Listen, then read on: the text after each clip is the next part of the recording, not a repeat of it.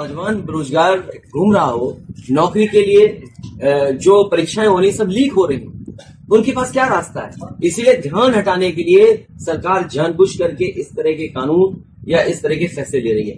आप ये वो बच्चे कहाँ है बेरोजगार, वो जो अभी ज्ञापन देखेगा, अभी मुझे ज्ञापन देखेगा। क्या ये ज्ञापन इन्होंने कहा है कांस्टेबल परीक्षा लीक के मामले में न्यायिक जांच हो। मान लीजिए 60 लाख बच्चों ने परीक्षा लिखी, सरकार ये बताए कि 1 लाख बच्चों को 100% नंबर मिल गए, तो क्या सरकार नौकरी देगी उनको? 60 लाख बच्चों में जो परीक्षा लिखी है और जगह जगह से सूचना आ रही, चाहे महोबा हो, इलाहाबाद हो, मुरादाबाद हो, आपका मेरठ हो या उत्तर प्रदेश के किसी भी कोने में जहां परीक्षा हुई है, सोशल मीडिया पे देख लें या खबरें छोटे अखबारों की देख लें, पेपर बड़े पैमाने पे लीक हुआ है और लोगों ने 10 मिनट में 15 मिनट में पूरे आंसर्स लिख दिए।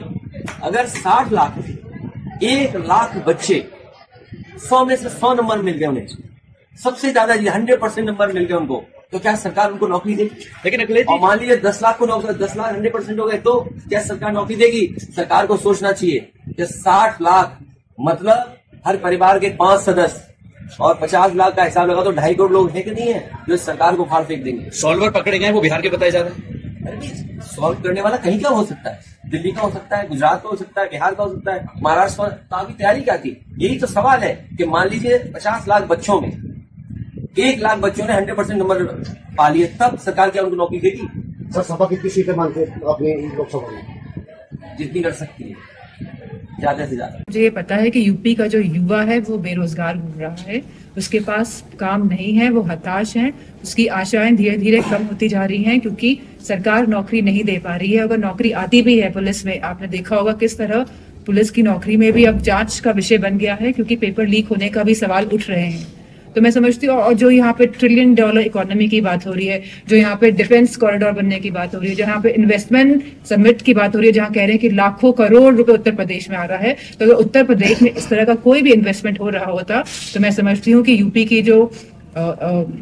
यूपी आगे बढ़ रहा होता, युवाओं के पास नौकरी होती, रोजगार होते, किसान खुशहाल होता। आज किसान की भी अगर स्थिति देख लेंगे क्या है, पूरे भारत का किसान हमारा आज परेशान है। और जो राष्ट्रवाद की बात करते हैं, असली राष्ट्रवाद किसान और हमारा जवान है, और इन दोनों स्तंभों को इस सरकार ने बुरी तरह से हिलाने का काम किया है। आज बीजेपी से भारतीय जनता पार्टी में लखनऊ में शामिल हुए हैं, क्या इससे कोई पार्टी को कोई असर पड़ेगा? मैं नहीं समझती हूँ क्योंकि शुरू से ही समाजवादी पार्टी के राष्ट्रीय अध्यक्ष जी का जो फाउंडेशन थी वो थी पीडीए, और मुझे खुशी है कि आज अलायंस होने जा रहा है और आप देखेंगे कि कितनी मजबूती के साथ ये अलायंस भाजपा का सामना करेगा क्योंकि भाजपा हर फ्रंट में फेल नजर आ रही है। 4 स्तंभों की बात हुई थी, नारी की, युवाओं की, किसानों की और जवानों की।